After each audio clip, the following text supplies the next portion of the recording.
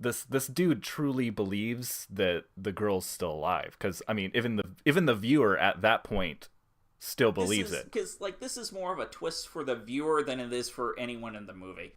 Well, no, it is a twist for the dude too, because he's just like, what's his? I need to look up names. Taki. Yeah, I was actually really hoping we were gonna go this entire episode the whole time without actually saying their names, so we could be like, "What was your name?" I don't fucking know.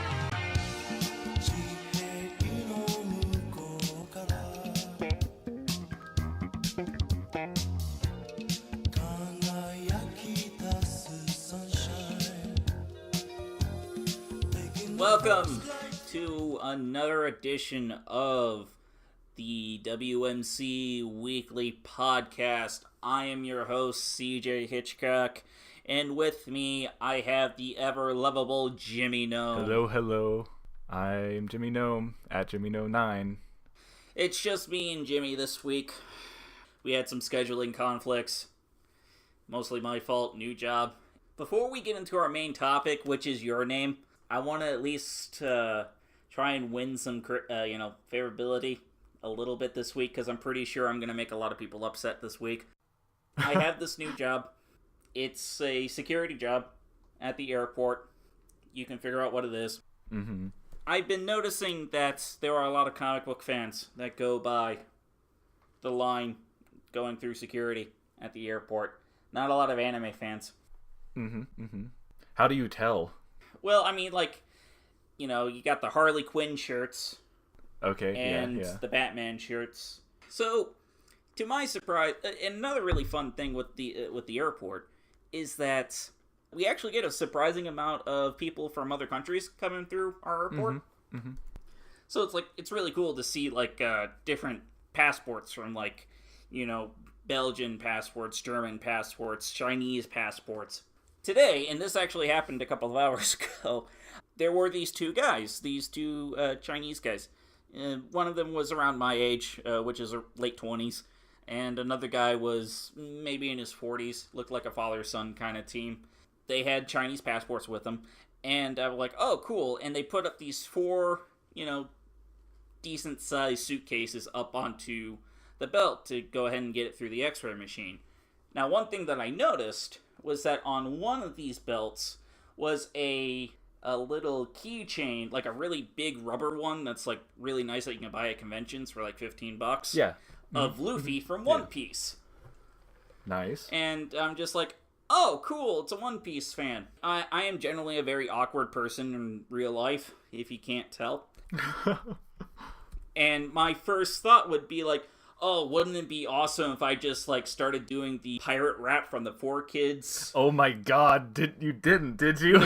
No, I didn't. But my god, I would have died.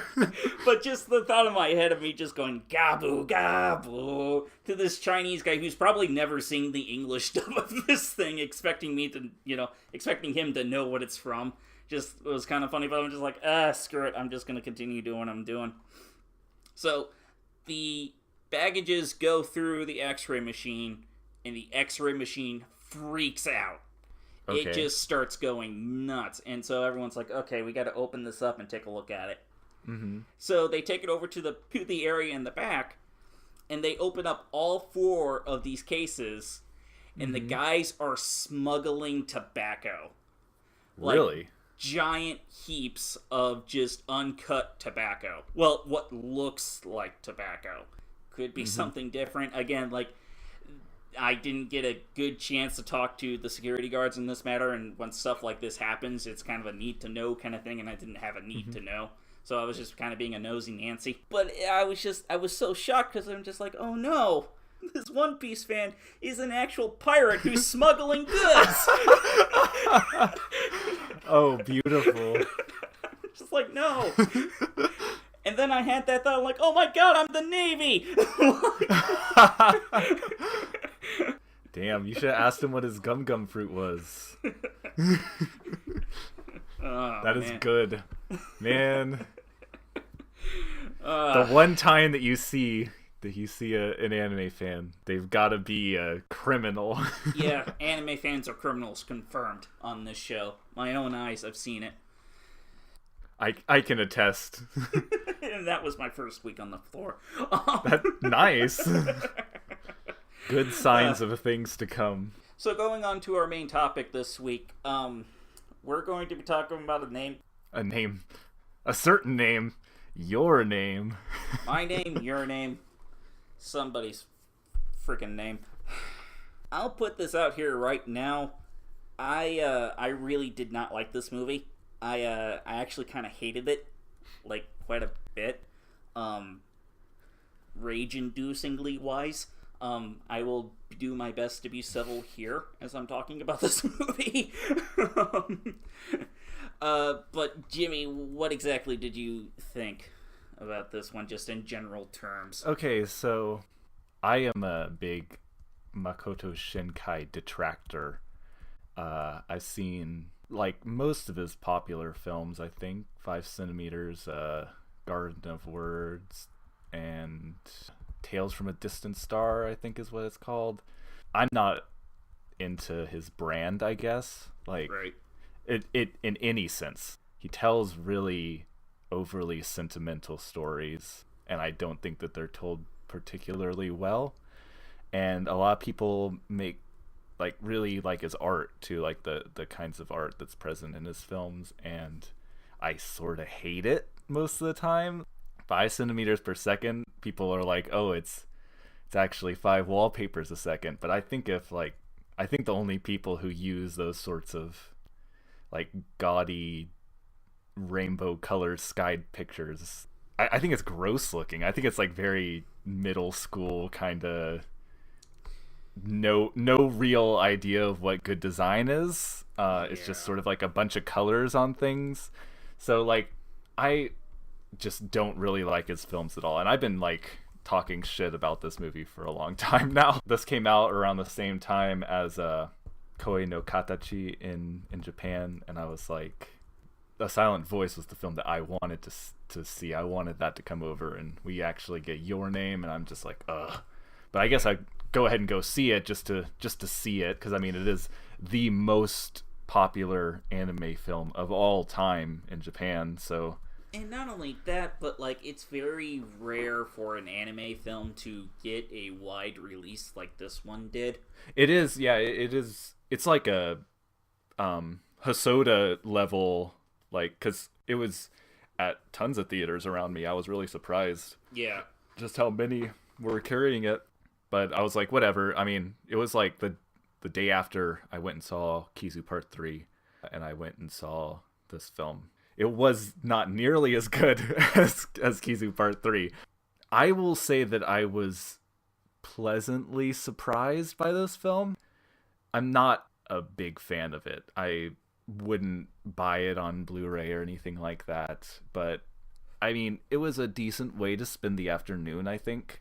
Does a good job of toning down Shinkai's visual style. Like, there are only a few scenes that are, like, really, really in your face with the color design. It's mostly with the meteor stuff. Most of it is, like, actually, it feels sort of down to earth, which was surprising to me. And it's got some really good animation in it. It's solidly directed, I think. And I mean, it is still like extremely. It's still his kind of story, like the forlonging romance of two people who can never be together, like that sort of thing.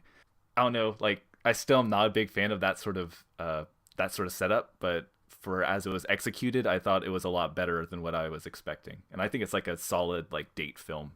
Yeah, to kind of branch off, this movie, I would call this an anime Nicholas Sparks film. It's just a very fluffy romance. Yep. I have a very hard time with a lot of this movie because I think this is probably one of the dumbest movies I've seen in terms of just... This movie is just dumb. There's so much dumb in it. Like, because, like, this is a movie that doesn't have any rules to it. That's true. And we are going to be going into spoilers, because I have a lot of problems with the twist in this movie as well. But, core concept of this movie is that it's basically Freaky Friday with two adolescent teens. Somebody had to say it. Yeah. This guy switches bodies with a girl and vice versa, and they live each other's lives every other day. And they eventually start talking to each other. And they can't directly communicate. Yeah. They can't directly communicate. Well, they kind of are through letters, but this film, I guess like the halfway through reveal is that they aren't from the same time. There's a 3-year gap between the two. One's in 2013, one's in 2016. The guys from 2016, girls from 2013. And as it turns out, the small town that the girl was living in was hit by this meteorite and just killed everyone living in that village. So she's dead. And we're supposed to feel sad about that because she's dead. It is obviously like just set up to create the drama. But I think the only part to me that was really why is this here at all was how they were forgetting stuff. I mean, they just sort of bring it up because it's convenient and it will give them a reason to do this scene at the end. It's almost like a magic realist premise. This is what the film's about anyways. It's supposed to be this sort of overly sentimental thing, and I'm sort of expecting something that is contrived to make it that way, to make this drama happen. And it is sort of ridiculous, but for me it was okay ridiculous until it was like, why are they forgetting each other? Like that really does just feel like, okay, we had this very specific scene in mind, so much that it is pretty much the thing that ties into the name of the movie, and we needed to make that work. Yeah. But for me, what my problem with this twist is that there are so many plot holes with it, and primarily is because of how they communicate with each other. Because they communicate with each other through their cell phone calendar apps. If they're going into their calendar app each and every day, they would eventually see the year, and it's not like this happens once and then they're forever connected. Oh, this is, I see what you're saying. I see what you're saying. Happening, like they're going back and forth for what seems like months, or at least a few weeks. Yeah. And you would think that when they go into their cell phone and write these notes in the calendar app, that they would see like, oh shit, it's actually 2013 for some reason and not 2016, or vice versa. Yeah, I can sort of see that. Well, and not only that, because, like, this meteor event that happens in this movie... Yeah, she keeps talking it up because she's really excited to go and see the meteor, and then, like, he's just like, oh, I don't really know. But, I mean, I think that a lot of the reason that I think it can get away with some of this stuff is because it uses this rural and urban contrast where, like, this dude probably won't even be able, even if the meteor was coming, he probably won't be able to see that shit because he lives in Tokyo. You could have done that. You could have done that without a time skip, though. Yeah. Not only that, but like after the meteor hits and it's killed all these people, they treat this scenario, which is a fictional one, by the way. It is loosely based off of this earthquake that did happen, but for the sake of this movie, all the deaths in this are fictional. I kind of feel like just clarifying that right now before I continue making this argument. They treat this event like it is a big 9/11 thing that's happened, where they keep, like, books of the names of people that have died. When people talk about this town, they're like, oh, you're talking about this town where a bunch of... Like, it's a big thing that's happened. And it's a big thing that's happened within this dude's lifetime. In the past few years, yeah. Yeah, he's never, like, acknowledged that this is a thing that's gone on. Now, granted, sometimes that can happen in real life, that you don't pay attention to the local news or something that's going on in the town. Well, I mean, but they're far away from each other. Well, But see, this is the thing that gets really weird for me, is because this dude, his hobby is drawing, and when he loses the connection with this girl at like the midway point of the movie before the twist reveals itself, he's starting to draw, like, at first from memory of the places that he saw in his dream, but then, like, to get better clarification on what these places look like, he Googles the town's name. And these Google images come up so that he can get the mountain range. And it's just like, if you're looking for this major town that this major thing has happened where over 500 people have died to the point where they keep, like, physical copy records of it in the libraries, like, why did that not come up in a Google search like that? Yeah, I feel that. I think that the impossibility of the scenario can excuse some of it, because this dude truly believes that the girl's still alive. Because I mean, even the viewer at that point still believes it. Because, like, this is more of a twist for the viewer than it is for anyone in the movie. Well, no, it is a twist for the dude too, because he's just like, what's his? I need to look up names. Taki. Yeah, I was actually really hoping we were gonna go this entire episode the whole time without actually saying their names, so we could be like, "What was your name?" I don't fucking know. But honestly, that was one of the scenes that sort of impressed me. I guess not really like. It was the way that the reveal was done. It was a lot less in your face than I thought it was going to be, because they cut from a scene where they're at Mitsuha, who is the girl who's swapping bodies with Taki. She's at the festival, like the fall festival, I think it is. And they're standing up looking at the meteor, which we've been hearing about this whole time, and a piece of it breaks off.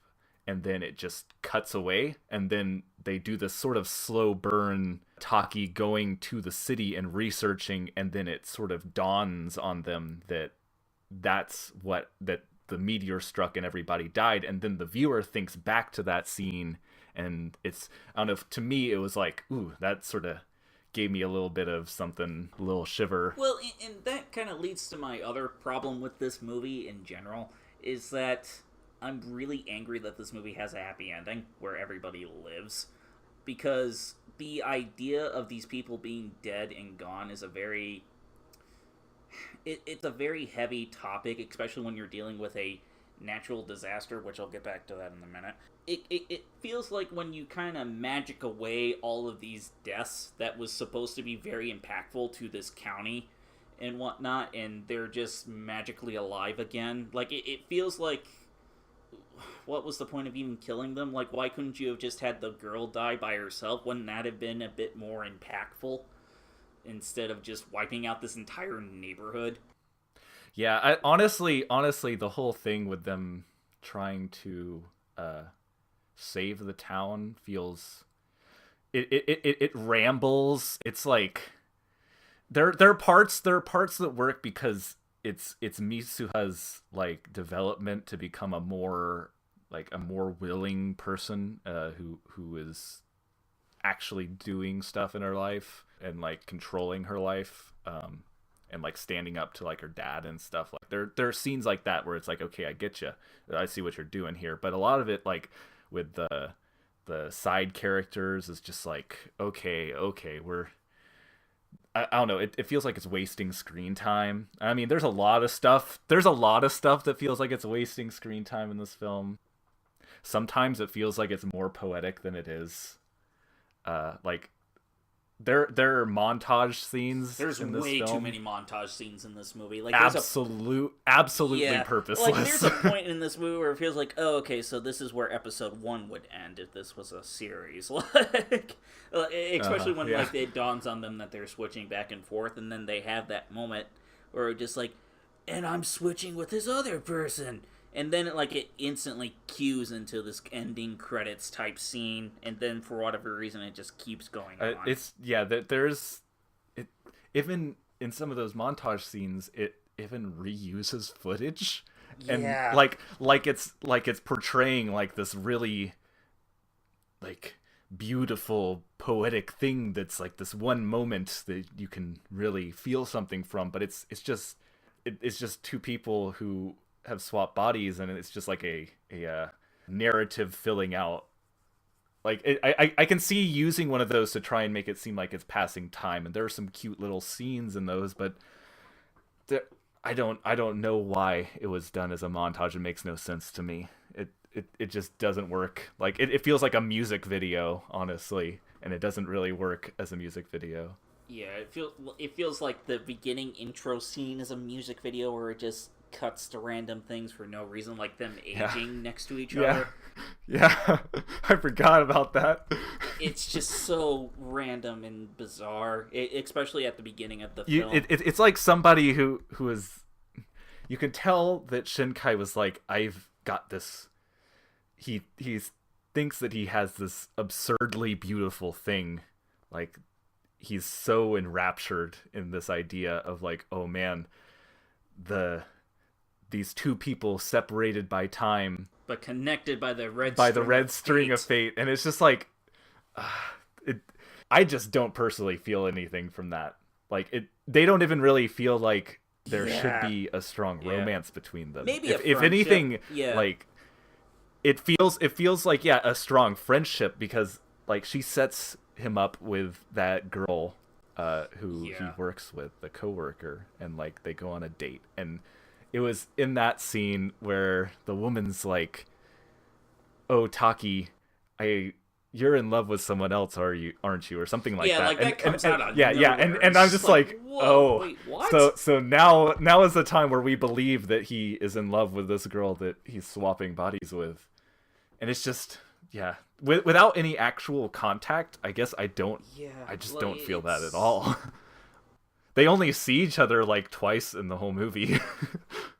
One thing I thought was cool about this film, and it's how they do act when their bodies are swapped, and particularly Mitsuha in Taki's body was the one that I was really interested. Like when Taki's in Mitsuha's body, like there aren't as many scenes that actually show you what's happening, because like the whole first one is totally cut, and then the other ones are sort of shorter, I guess, because it really feels like Taki is more the main character. It kind of feels like the movie slam cuts into another main character. Yeah, but honestly, it's like he's the viewer, I guess, because he's the one researching what happened and stuff like that. Like he's the one that you interface with the most, I think. To make a weird comparison, it's kind of like Psycho. You follow the main actress that's on all of the movie posters at the beginning of the movie, and then she gets killed, and then the movie cuts to an investigator who is researching the death of this woman and whatnot, and she becomes the main character after that, like investigating the Bates Motel and whatnot. It kind of feels like that. Like once she dies in the movie, even though we don't know as an audience yet, even though it was kind of telegraphed pretty hard.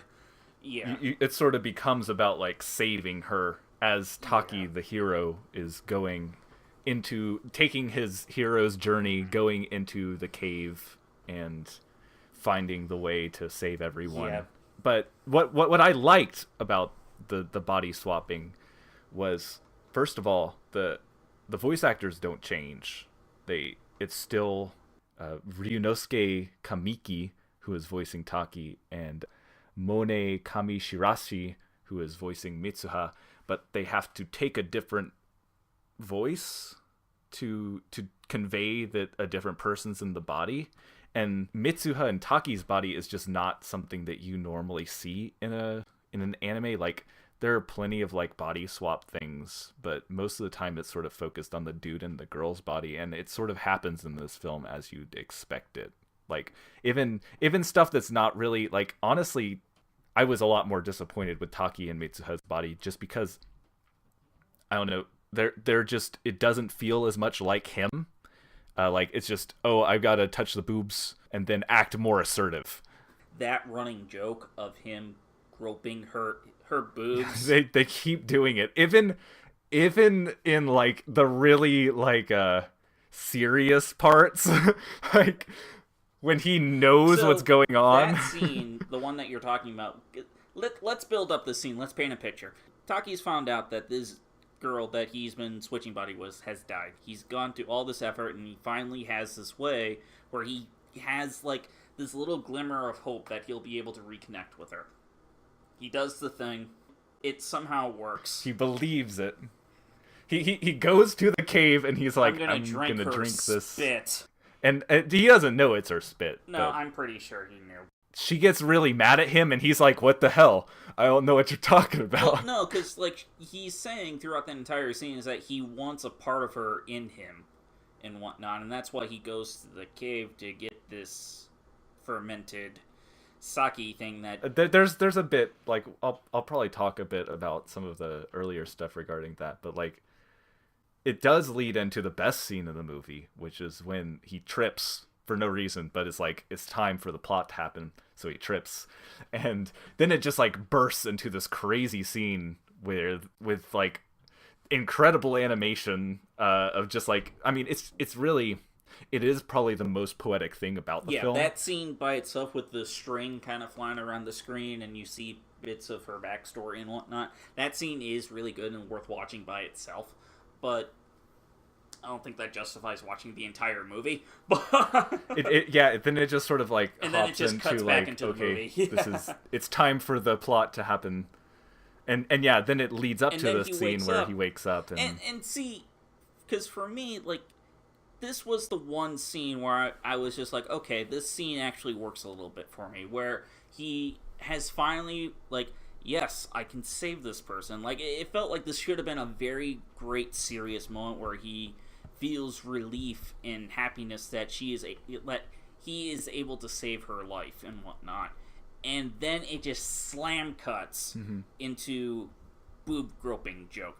Like, this scene, like, when they started going for that gag, I got so angry at the movie because this was the one serious moment that could have very well worked and made this movie work for me as a whole, and they just ruined it with shitty comedy. And, well, not just shitty comedy, but juvenile. Just juvenile crap. Yeah, and it was a bad decision. I was like, this is the time that he's not gonna do that. Because every time they show him waking up, it's doing that. And not only that, but, like, this is wasted character development material and stuff like that. Like, he could have evolved into appreciating her as a whole. But no, like, again, he's just a stupid teenage boy who's gonna grow up at the girl's boobs because that's what teenagers do. And then he's just gonna go and save the day. Just, like, this, like, it's so infuriating because, like, not only is this, like, joke just in poor taste at the wrong time, it's a joke that's been done a dozen times beforehand. And it just, like, Jesus, movie, let this joke go. Like, this is, like, absurd and insulting. Like, this is... Ugh. Yeah, it was definitely a poor decision. Yeah, like, that scene for me is where this movie went from bad to fuck off. Like, this is... like like, that was... Well, yeah. Because, like, at that point, I didn't care about anything. Yeah. It is... I do think that that's the point where it's sort of... Like, it starts to slip up the most. Not just with that, but, like, there's just a lot of stuff in that last, like, I guess, like, third, maybe quarter of the film. I don't really know exactly when it was.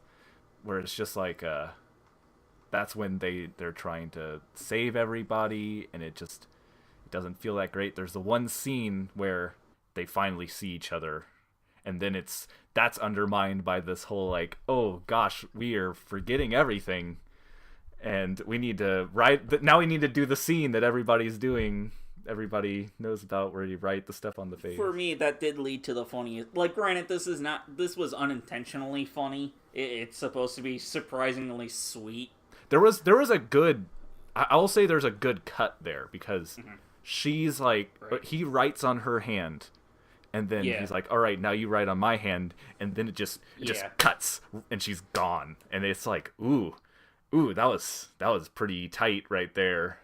I mean, it was all that forgetting stuff was just when he has the phone and he's checking his calendar and it's just like glitching up on him. I was like, this is dumb as shit right here. It even ends up like there are no entries, and like he was using that before. Yeah, she not got a only hold of that, it. but like he's talked to other people about this girl, and they're still acknowledging that she exists. So like, there's other like ways to confirm that this is a thing that has happened to this dude.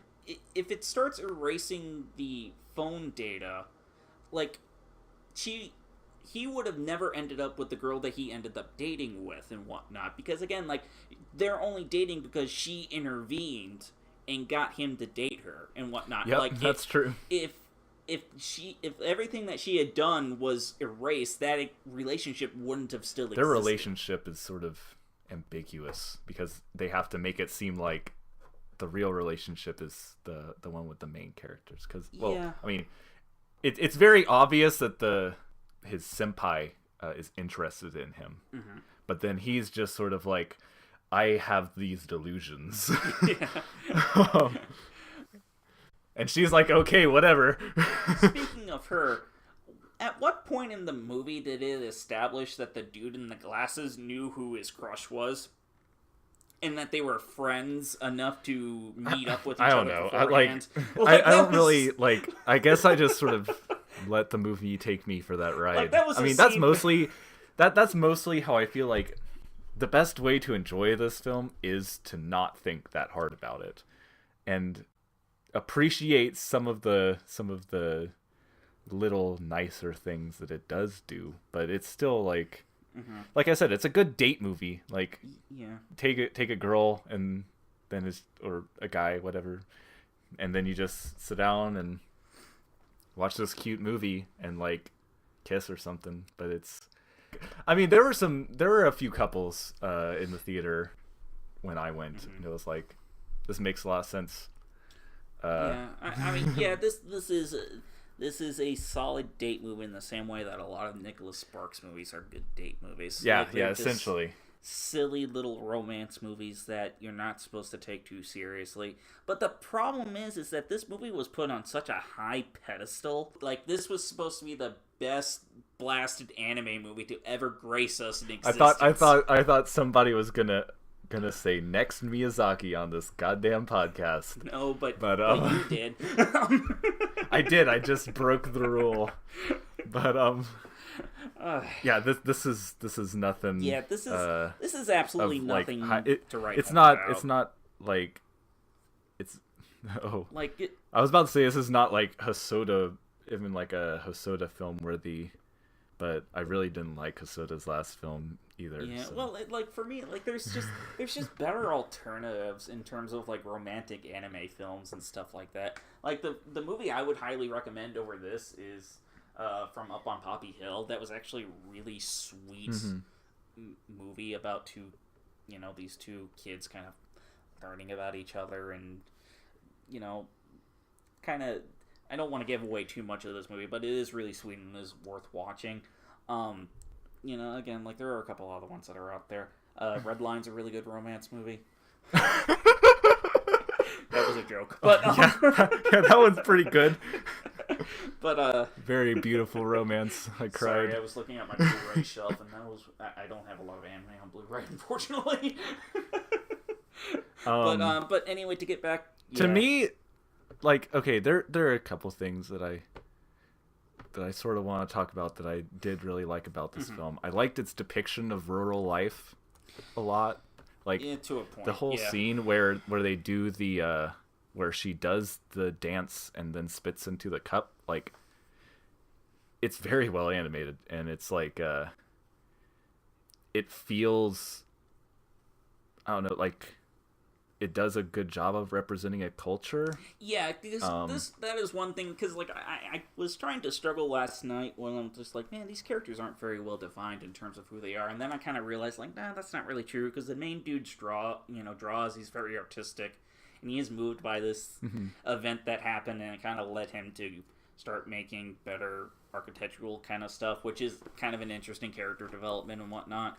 And with the girl, it was very clear that she was very religious, and it was in how religion's like influences her family life and whatnot, and like that part of the movie is kind of interesting. I kind of wish there was more of it.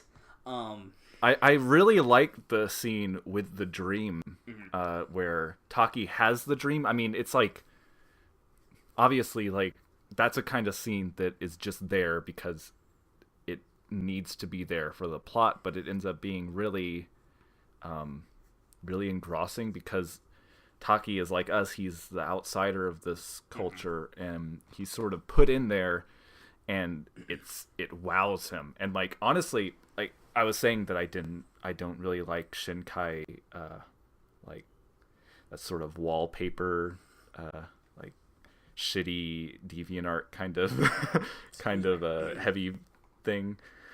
But there's that scene right there where they walk into the crater where the shrine is like breathtaking, honestly. Yeah. And it's that was a scene that made me really appreciate seeing the film in theaters because it's just so big. Like, there's just huge space. Taki is drawing these places. You can feel it because that place made an impression on you too. And I was like, that section is really nice. I mean, I was a big fan of that. Big problem with the rules section is that it felt so of a date movie to do that, where it's a small town girl who dreams of living in a life like there's literally living in Tokyo. Like there's literally a line in the movie where she yells like, "I hate this small town," and it's just like, come on.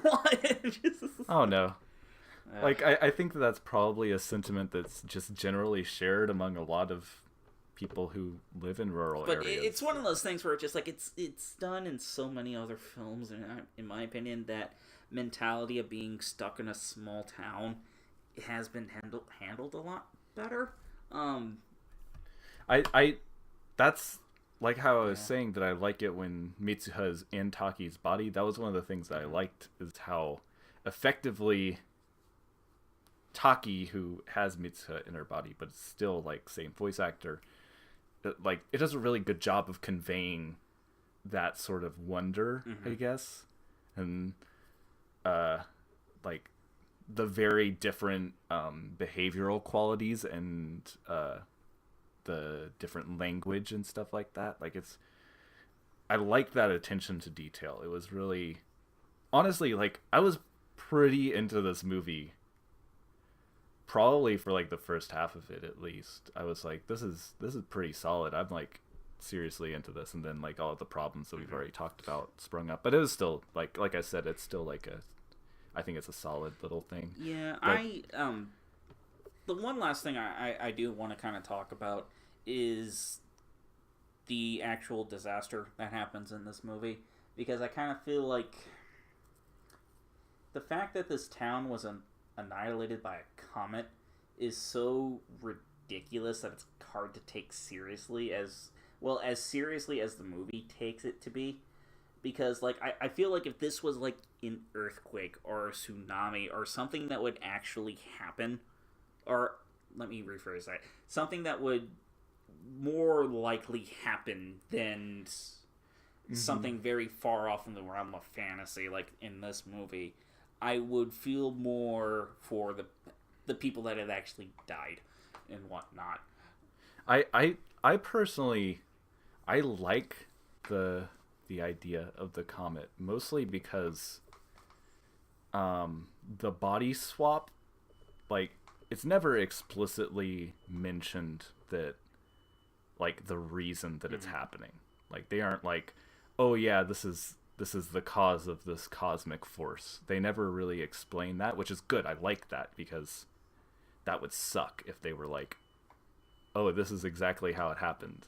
But you're sort of, the way that they're swapping and the comet happening, like, it feels like those two things are linked, and so it doesn't feel as much like it has like that sort of magical realist vibe where it's just this is just how the setup is, and it's just to promote this drama. But it's not just we have the story and we decided to make these two body swap.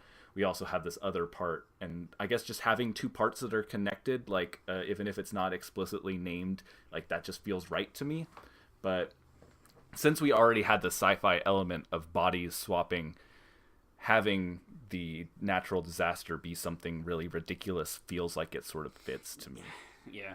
It's just the extra thing at the end when they're like, oh, also the memories are lost, is when I start being like, Yeah. Well, and again, for me, it's more about taking these deaths seriously, and because like when they're going through the names of all the characters in the book, like that could be like a really heavy scene, but the thing is that 10 minutes later these characters are going to be alive again, so who the fuck cares? You know, like it just, again, like if this was a movie where like if he was able to save just the girl or something like that, I would feel that this movie was a bit more complicated. It does. I do think that would have been Yeah. pretty good if it were like a much smaller meteor and it just hit the girl.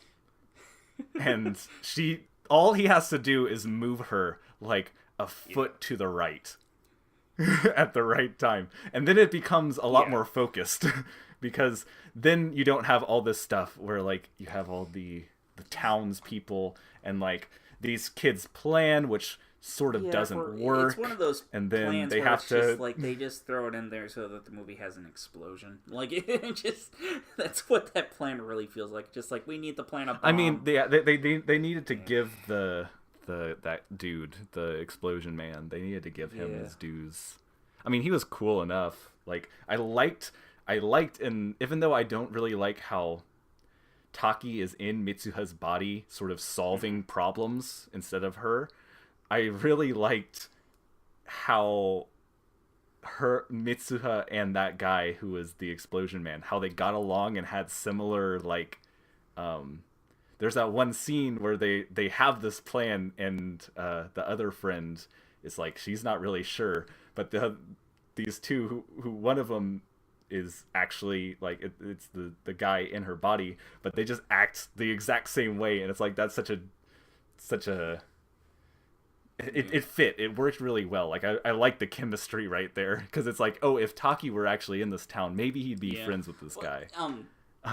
Although during that third act, there is probably one of my favorite scenes in the movie, like unintentionally funny kind of scenes, where like they're going around setting up all this stuff. They're setting the bomb and stuff like that. And then, like, in the middle of it, she just stops in a sudden, just like, oh my god, what's his name? Like, just in the middle of all this action that's going on, she just suddenly freezes and just like, oh, wait a minute, who is this guy that I have a crush on?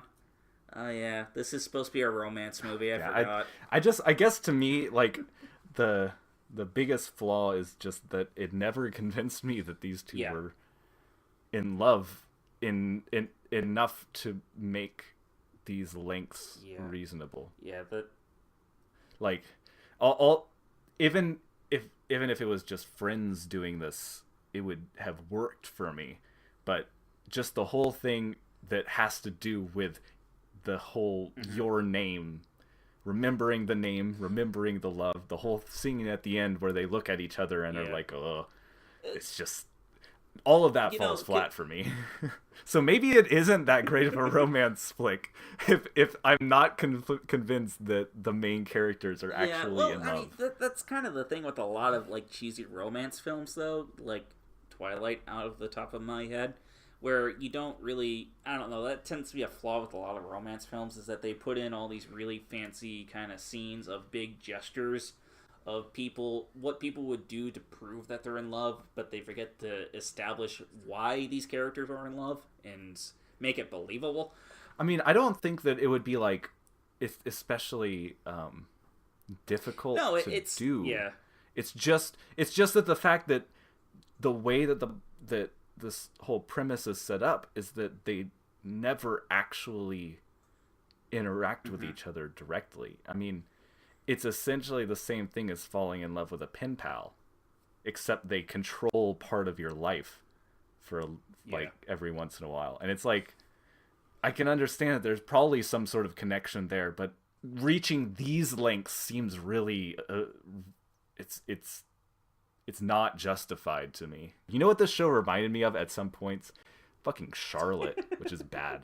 Like, you don't want to remind me of Charlotte. And it's mostly because of the comets, but, like, also it's got, like, the really ham-fisted romance. It's not nearly as bad as Charlotte, but it brought it to mind, which is, like, sort of sickening.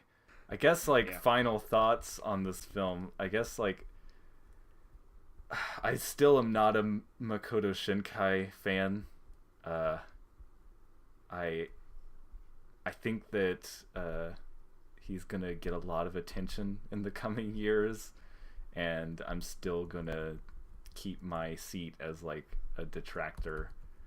I think there are a lot more talented people in the industry right now that deserve more attention than him. I don't know if I want to like see this film again. So, I mean, like, if somebody was like, let's go watch Your Name, maybe if I was like drinking and we were just like having a blast. If you turn it into a drinking game where you take a shot every single time they say your name. If it was like some significant other, then I'd be like sure, why like, not? That would be my condition too, where like if I was then, if like a significant other was just like, hey, let's watch this, I'd be like, all right. Okay. But yeah, this my final thoughts with this movie is that this movie's really not what it was hyped up to be, and I really wish that we got a silent voice instead of this film. Like, right now, it's 2017, it's April 2017, and I still haven't seen a silent voice, and that's like, what the fuck's wrong? I know that there's an insert song by The Who, but like, come on, guys, come on. This is like gonna be a masterpiece. I feel like it's so weird that, you know, this movie got so much hype behind it so early on because of how well it was doing in the box office, and I think everyone forgot that being good at the box office does not necessarily equal being a good film. And like, yeah, there are still things that you could like about this movie, but this movie is not a 98% on Rotten Tomatoes. Like, this is a movie that is, if there was another teacher who was a lot fairer than me, they would probably give this movie maybe a C-. But for me, because of this movie was being touted as this big game changer in the realms of anime, it doesn't really do all that much visually that's interesting or things that I haven't seen before. What it does competently.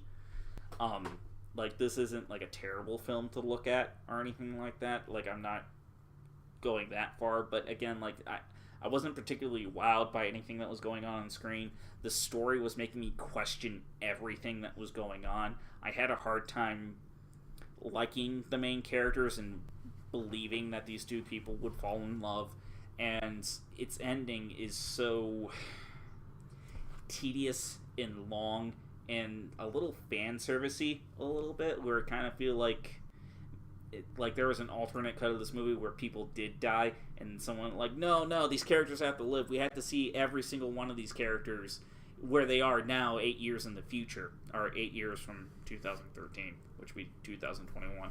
But it's one of those things where it's just like, yeah, this movie's, it's not all that it was hyped up to be, and I think that's what makes me more mad than anything else, is that,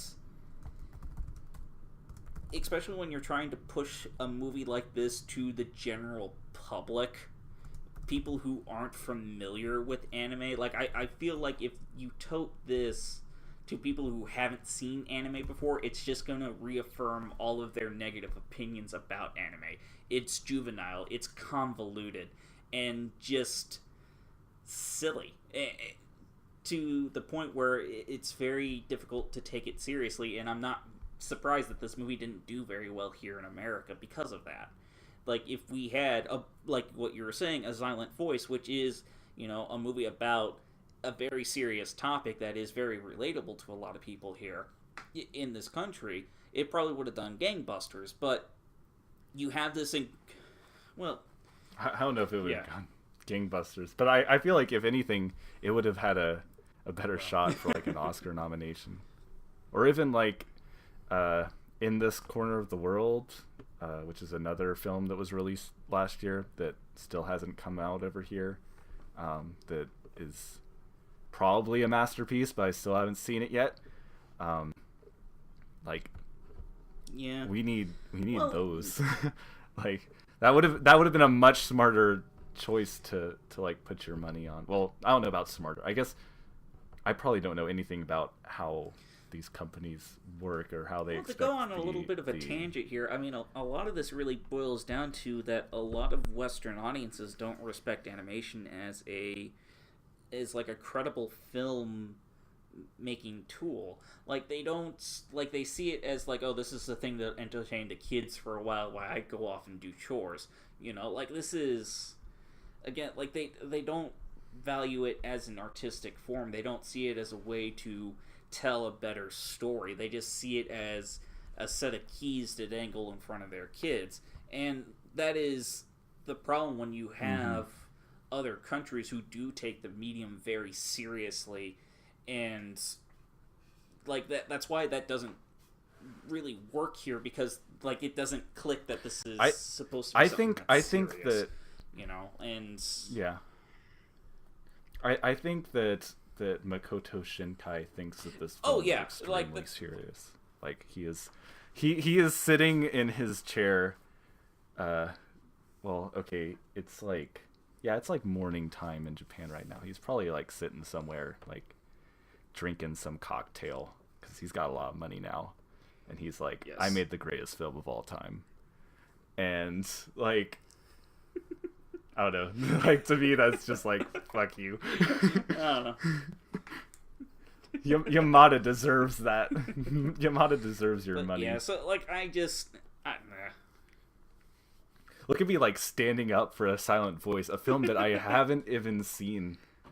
And I'm like, this film is a goddamn masterpiece. Yeah. So much better than Your Name. Like, I just feel that way about a lot of anime movies, or animation movies, not just anime, that get passed over quite a bit. Like, I really, like, a movie that I'm really looking forward to later this year is Wolfwalkers, who was done by the same people who did Song of the Sea and Secret of Kells, which those are two amazing, phenomenal animated films about religion and death and family, and just masterful filmmaking done by this Irish company, and it's very great, and they deserve attention, but they get shoved into the DVD racks and whatnot, and just people forget about them, and it's sad because like Song of the Sea in particular is just this movie that is so emotionally, like it really is about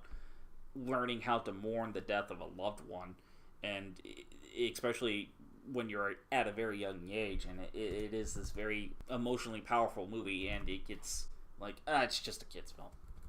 And I feel like, to bring it back to Your Name, I feel like if they saw the lineup of films, of anime films, they're like, well, we've got the cheesy romance, we've got the one that's about a serious, condition that a lot of people have, and whatnot, that is very heartfelt.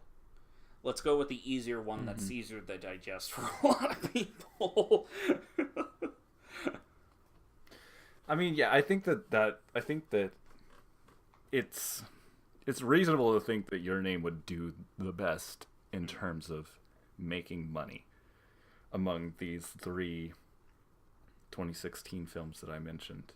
Because, I mean, it did the best in Japan. And I also think that it's probably going to be inherently easier to digest. Like I said, it's a shallow and pretty date film, essentially. And I don't blame Funimation for cashing on that. It's just me, as somebody who wants to see better films in America, especially films that have gotten multiple theater runs in Europe, around Europe.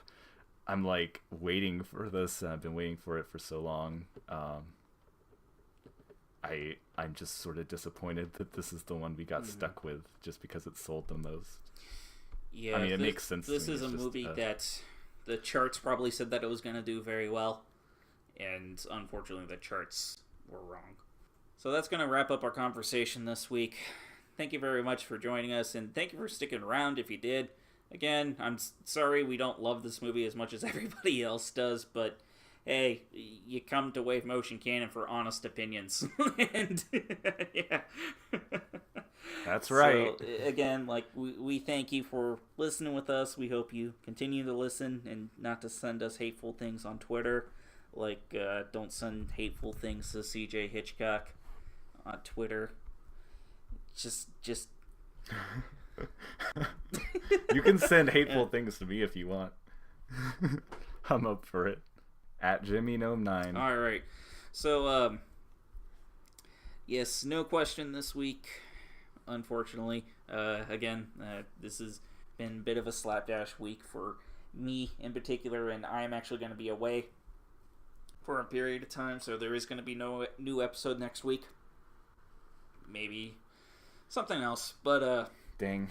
But yeah, it's work. There are good things happening in my life, I promise. And maybe you'll get more stories about Luffy smuggling drugs. But thank you very much for listening. And again, if you'd like to support the show, go ahead and hit up our Patreon. If you want to send us a question, go ahead and just $1. $1 is all it takes.